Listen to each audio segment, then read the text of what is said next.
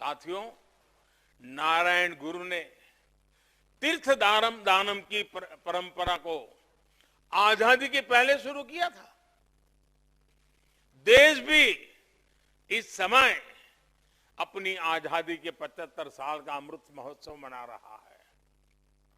ऐसे समय में हमें ये भी याद रखना चाहिए कि हमारा स्वातंत्र संग्राम केवल विरोध प्रदर्शन और राजनीतिक रणनीतियों तक ही सीमित नहीं था। ये गुलामी की बेड़ियों को तोड़ने की लड़ाई तो थी ही, लेकिन साथ ही एक आजाद देश के रूप में हम होंगे, कैसे होंगे, इसका विचार भी साथ साथ चलता था। क्योंकि हम किस चीज के खिलाफ है, केवल यही महत्वपूर्ण नहीं होता, हम किस सोच के, किस विचार के लिए एक साथ है, ये भी कहीं ज्यादा महत्वपूर्ण होता है। इसलिए हमारे स्वाधीनता संग्राम से इतने महान विचारों की परंपरा चल पड़ी। हर कालखंड में नए विचारक मिले। भारत के लिए इतनी संकल्पनाएं, इतने सपने एक साथ खड़े हुए। देश के अलग अलग हिस्सों से नेता और महान लोग एक दूसरे से मिलते थे, एक दूसरे से सीखते थे।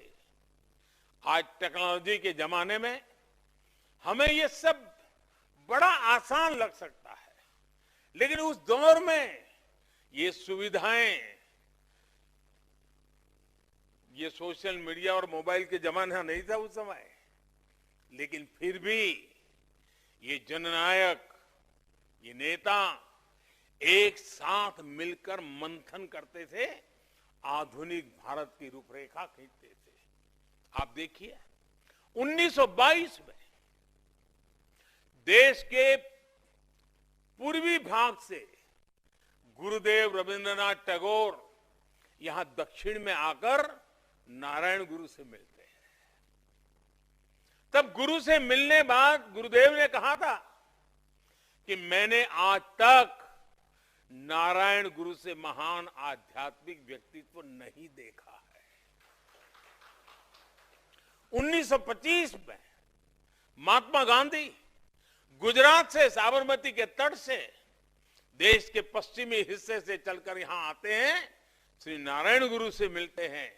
उनके साथ हुई चर्चा ने गांधी जी को काफी गहराई तक प्रभावित किया था।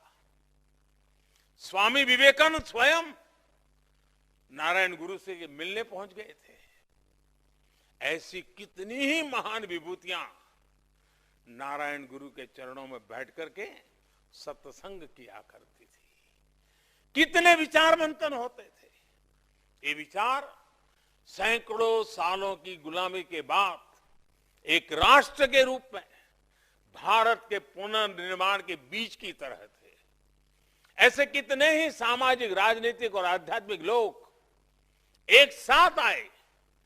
उन्होंने देश में चेतना जगाई, देश को प्रेरणा दी, देश को दिशा देने का काम किया।